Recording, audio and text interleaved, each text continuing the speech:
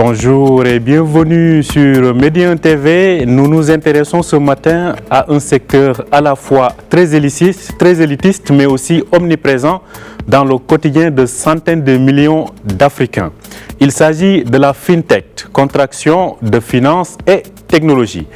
Et dans FinTech, on retrouve la mobile money ou encore le mobile banking. Et tenez-vous bien, près de la moitié des comptes mobile money actifs dans le monde le sont en Afrique. C'est donc un secteur primordial, surtout en cette période de Covid-19. On en parle donc avec notre invité Aurélien Duval-Delors. Il est fondateur de Bizao et expert des FinTech. Il est en direct avec nous depuis Paris. Bonjour Aurélien. Bonjour monsieur. Alors, tout d'abord, quel est l'impact du Covid-19 sur le secteur de la FinTech en Afrique?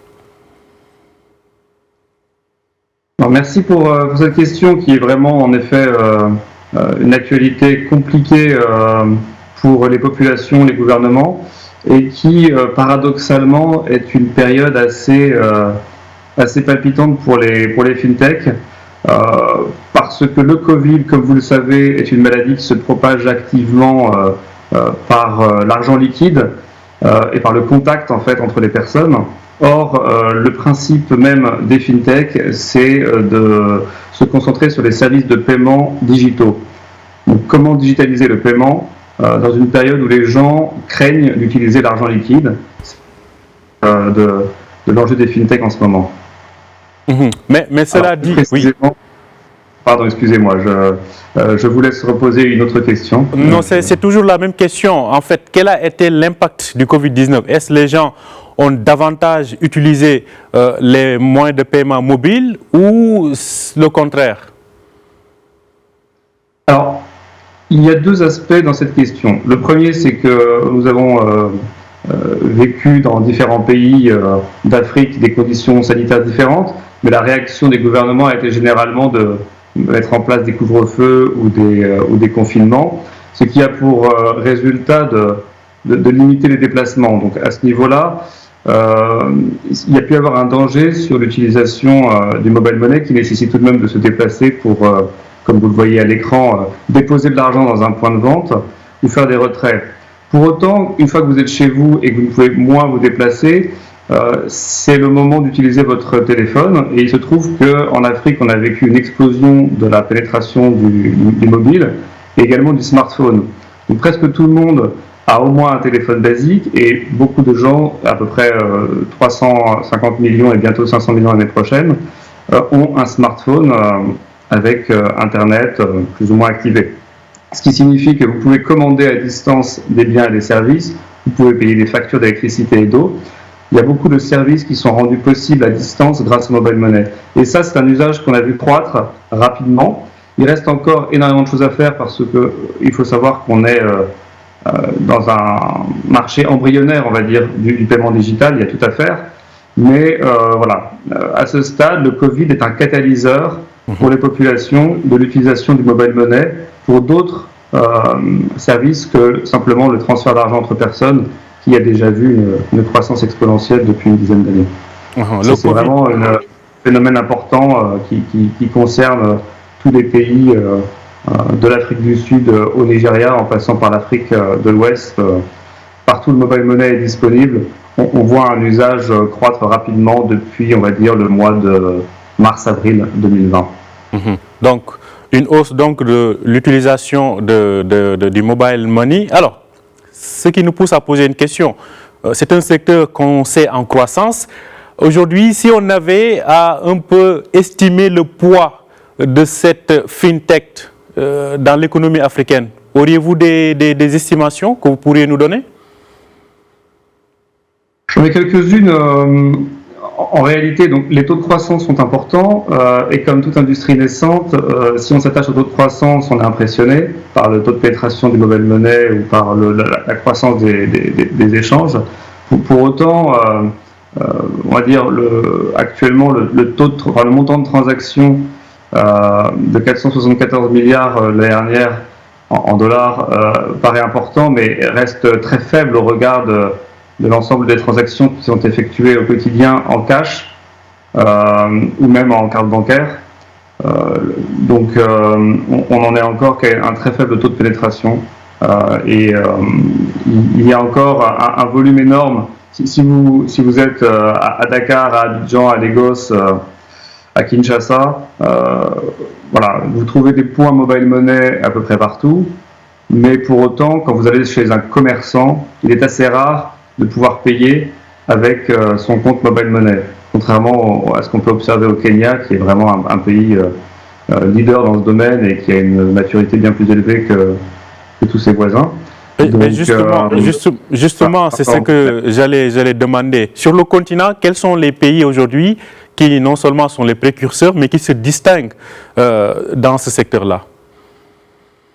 Alors, je pense qu'il faut à ce niveau distinguer deux catégories de pays.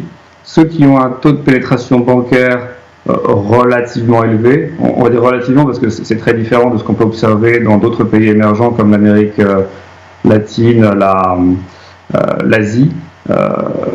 Mais par exemple au Nigeria vous avez quand même 40% de pénétration bancaire, le Maroc est également un pays où la pénétration bancaire est importante, l'Afrique du Sud enfin. Ces trois pays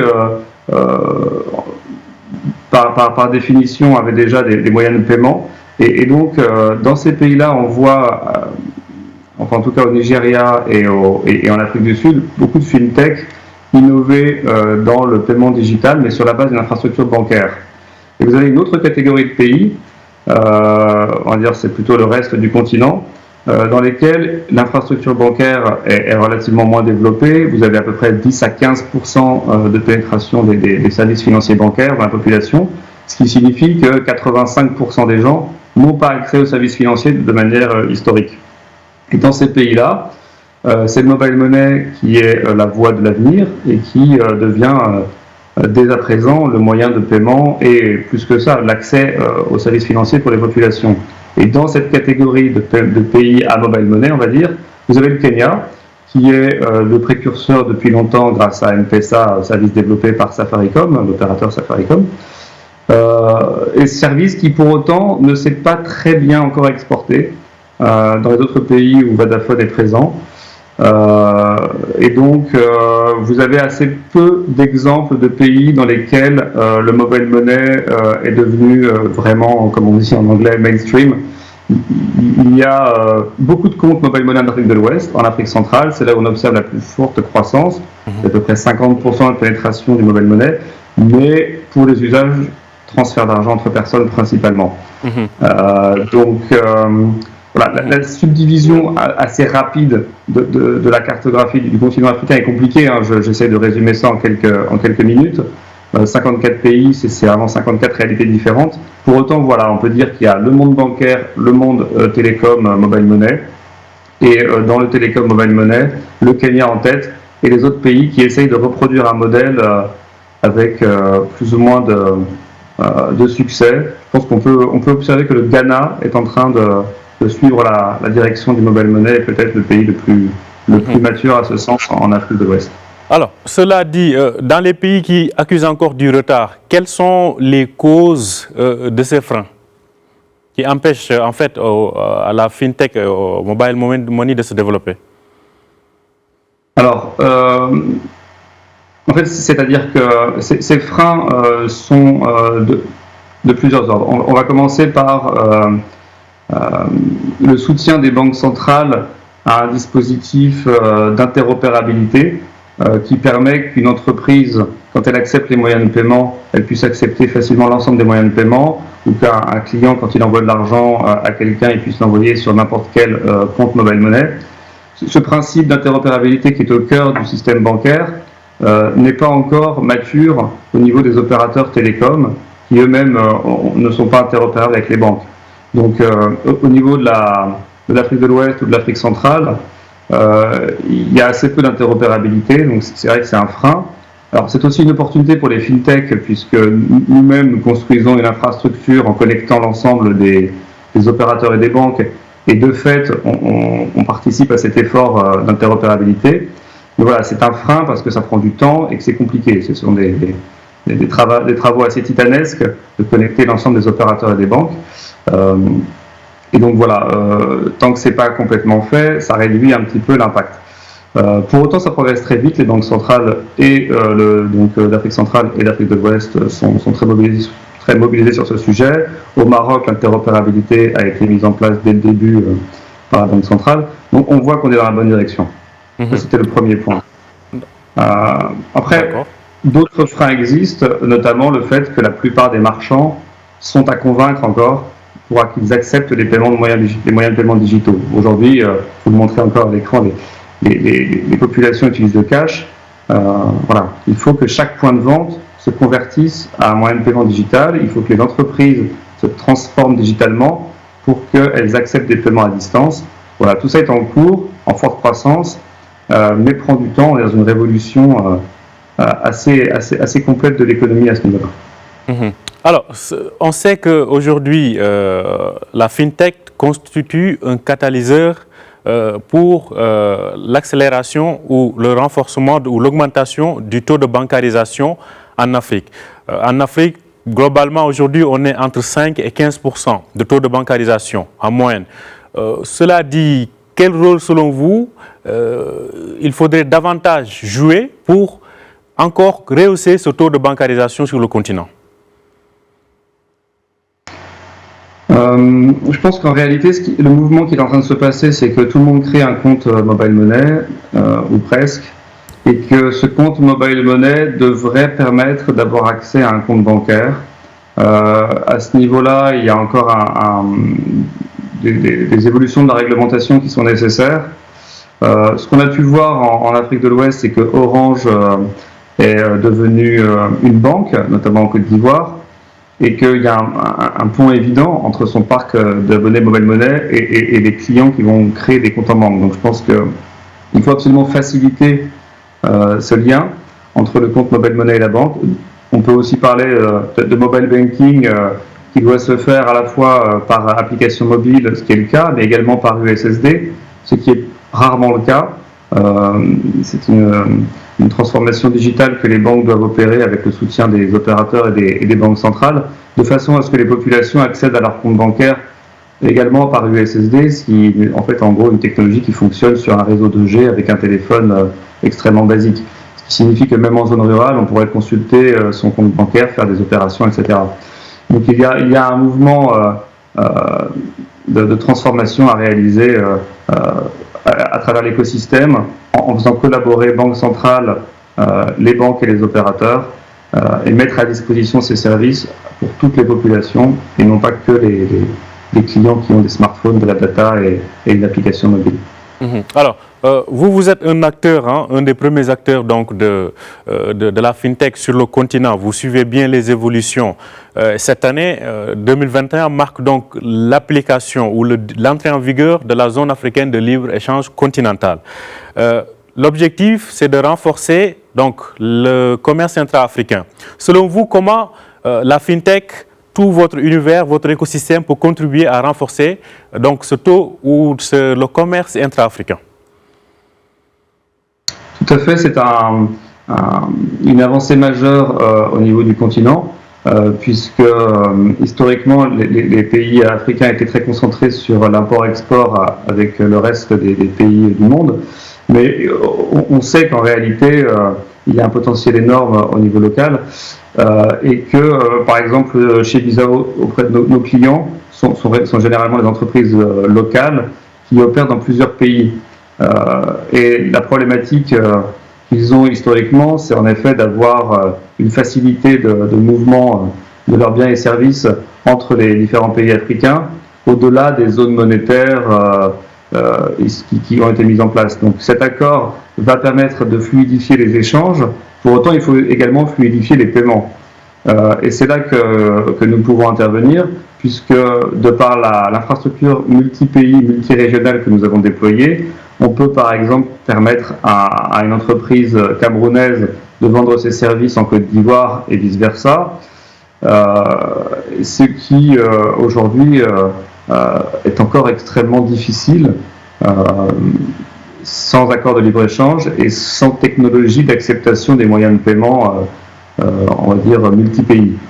voilà l'enjeu énorme qui est devant nous et qui va permettre à tous les pays, notamment Afrique centrale, Afrique de l'Ouest, de collaborer fortement dans les prochains mois, également de permettre les échanges nord-sud entre le Maghreb et l'Afrique subsaharienne.